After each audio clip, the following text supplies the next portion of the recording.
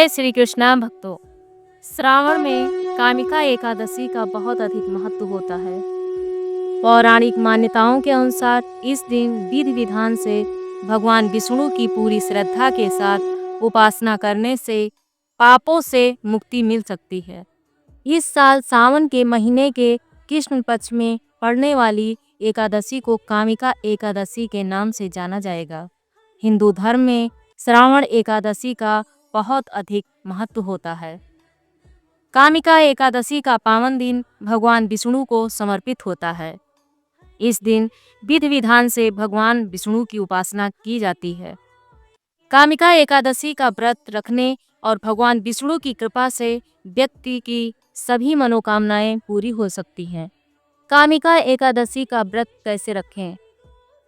सूर्योदय से पहले प्रातःकाल स्नान कर स्वच्छ वस्त्र धारण करना चाहिए। भगवान विष्णु की पूजा, भगवान विष्णु की प्रतिमा को गंगा जल से स्नान कराएं और उन्हें फूल, तुलसी दल, पीले वस्त्र और मिठाई अर्पित करें। कामिका एकादशी व्रत रखने का संकल्प जरूर लें। इस दिन कामिका एकादशी की व्रत कथा सुनने और सुनाने का विशेष महत्व है।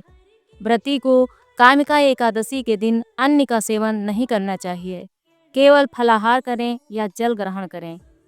धार्मिक मान्यताओं के अनुसार कामिका एकादशी व्रत के दौरान सत्य, अहिंसा और संयम का पालन करना चाहिए। कामिका एकादशी व्रत रखने वालों को इस दिन किसी भी प्रकार के बुरे विचारों या कार्यों से बचना चाहिए। भगवान विष्णु के सामने व्रत का संकल्प लेना फलदायक माना जाता है। जो मनुष्य श्रावण में भगवान विष्णु का पूजन करते हैं, उनसे देवता, गंधर्व और सूर्य आदि सब पूजित हो जाते हैं।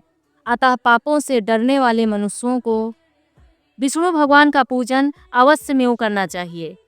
पाप रूपी कीचड़ में फंसे हुए और संसार रूपी समुद्र में डूबे मनुष्यों के लिए इस एकादशी का व्रत और भगवान विष्णु का पूजन अत्यंत आवश्यक है। इससे बढ़कर पापों के नाशों का कोई उपाय नहीं है कि कामिका व्रत से जीव कुयोनि को प्राप्त नहीं होता। जो मनुष्य इस एकादशी के दिन भक्तिपूर्वक तुलसी दल भगवान विष्णु को अर्पण करते हैं, वे इस संसार के समस्त पापों से दूर रहते हैं। भगवान विष्णु रत्न, मोती, मणि तथा आभूषण आदि से इतने प्रसन्न नहीं होते जितने तुलसी दल से। तुलसी दल पूजन का फल 4 भार चांदी और 1 भार स्वर्ण के दान के बराबर होता है। तुलसी के पौधे को सींचने से मनुष्य की सभी यातनाएं नष्ट हो जाती हैं। दर्शन मात्र से सब पाप नष्ट हो जाते हैं और स्पर्श से मनुष्य पवित्र हो जाता है। व्रत के पीछे क्या है कथा? भक्तों, आइए सुनते हैं। प्राचीन काल में किसी गांव में एक ठाकुर जी थे।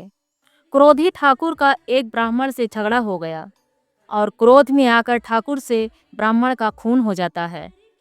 अतः अपने अपराध की क्षमा याचना हेतु ब्राह्मण की क्रिया उसने करनी चाहिए, परंतु पंडितों ने उसे क्रिया में शामिल होने से मना कर दिया और वह ब्रह्म हत्या का दोषी बन गया। परिणाम स्वरूप ब्राह्मणों ने भोजन करने से इनकार कर दिया। तब उन्होंने एक मुनि से निवेदन किया कि हे भगवान, मेरा पाप कैसे दूर हो सकता है। इस पर मुनि ने उसे कामिका एकादशी व्रत करने की प्रेरणा दी।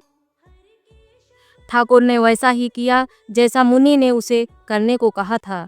जब रात्रि में भगवान की मूर्ति के पास वो शयन कर रहा था, तभी उसे स्वप्न में प्रभु दर्शन देते हैं और उसके पापों को दूर करके उसे क्षमा दान देते हैं। कामिका एकादशी की रात्रि को दीपदान तथा जागरण के फल की महिमा चित्रगुप्त भी नहीं कह सकते। जो इस एकादशी की रात्रि को भगवान के मंदिर में दीपक जलाते हैं, उनके पितर स्वर्गलोक में अमृतपान करते हैं तथा जो घी या तेल का दीपक जलाते हैं, वे 100 करोड़ दीपकों से प्रकाशित होकर सूर्यलोक को जाते हैं।